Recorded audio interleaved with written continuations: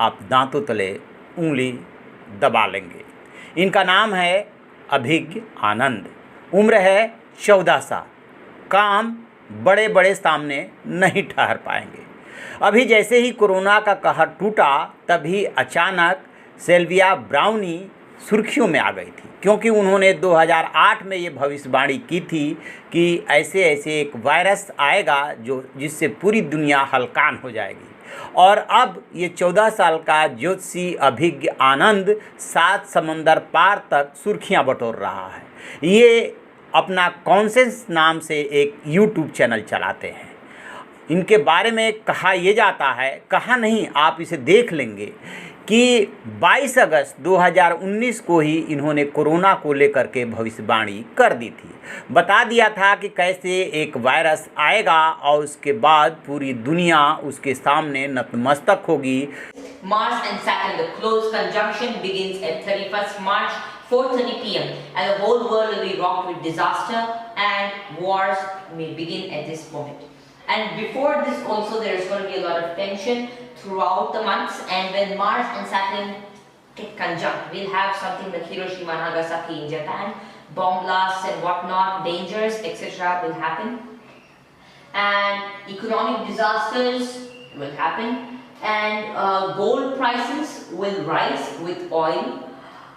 INR, that is Indian rupee, and USD, all the major currencies of the world would come crumbling and they will start losing their value against gold. If we compare gold and the currencies together, right now it's a balloon system, but if we compare the gold and currency values together, we will notice that currency has lost its value throughout the years, and that will be more sharp and more distinct in the next few months.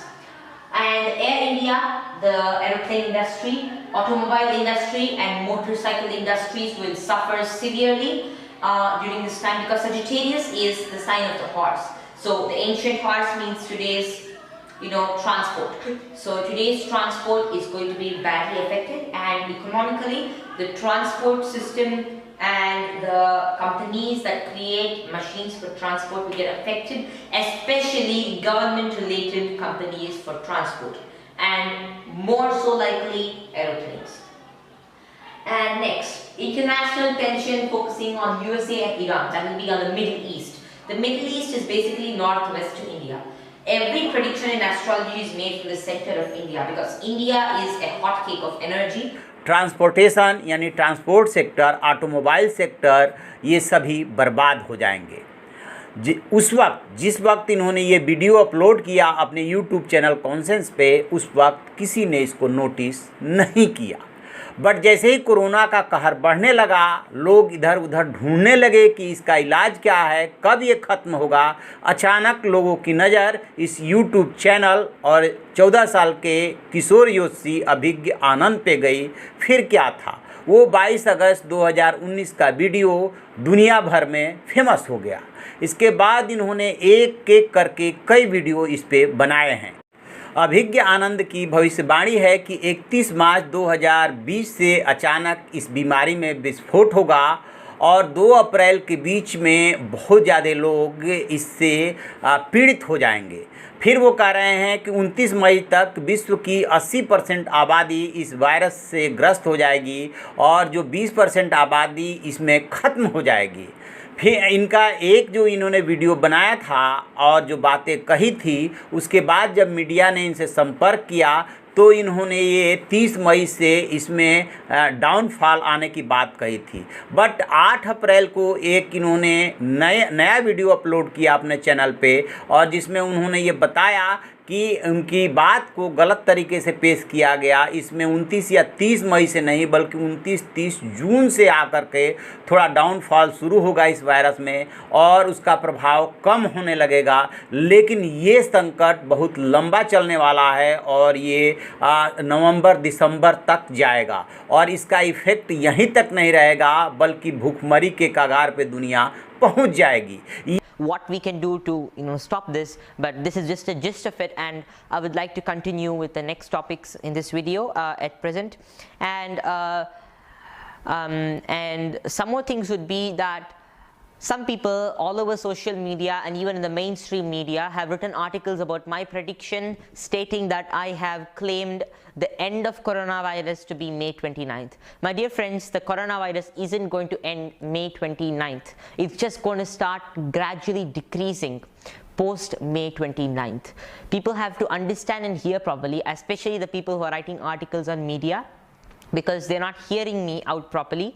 And when I say the coronavirus is going to end, I always have meant and always have explained that it's going to gradually reduce post May 29th, and also it's just going to reduce for 2 days, give a little small improvement, and this is going to drastically destroy the immunity and the economy of the public post May 29th also for 2 days, and even before that there's going to be a lot of danger to the economy.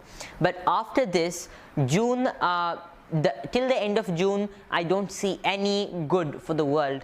Till the end of June, there's only going to be disaster.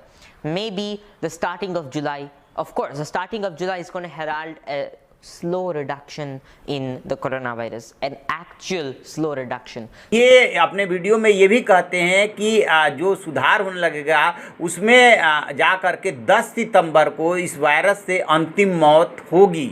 But इन्होंने time to time जो अपने video बनाए हैं उसमें कुछ changes भी किए हैं और उसकी मीडिया जो अपने तरीके से पड़ताल भी कर रही है। अब इन्होंने साफ साफ कह दिया है कि 29 मई के बाद इसका प्रभाव कम नहीं होने जा रहा है, बल्कि जून लास्ट के बाद इसका प्रभाव कम होगा और वो भी जाएगा नवंबर दिसंबर तक ठीक होने में टाइम लगेगा।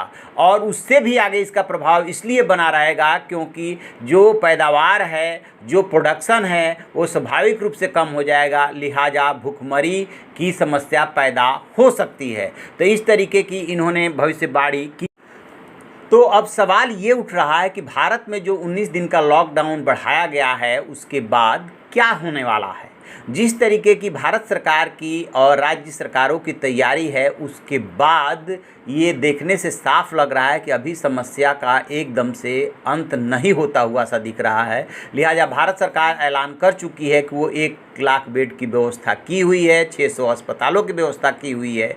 और जो अभिज्ञ आनंद का ये वीडियो या भविष्यवाणी है उससे यदि आप इसको कोरोबोरेट करें तो पाएंगे कि ये समस्या अभी लंबा खींचने वाली है।